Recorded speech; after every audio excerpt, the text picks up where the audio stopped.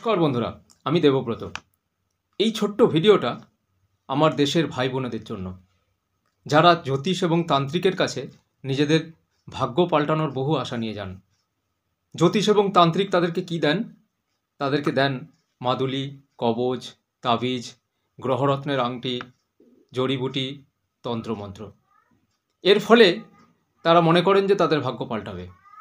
অথচ একদিকে জ্যোতিষ এবং সেই তান্ত্রিকরা কিন্তু এই মন্ত্রতন্ত্র বা এই আংটির উপর, গ্রহরত্নের আংটির উপর কিন্তু নির্ভর করেন না। এর পরিবর্তে ওনারা কিসের উপর নির্ভর করেন? বিজ্ঞাপনের উপর। ওনারা বাস, ট্রেন, খবরের কাগজ, টিভিতে নিজেদের জন্য বিজ্ঞাপন দেন। আপনাদেরকে অনুরোধ, আপনারা বাস্তবতাটা বুঝুন।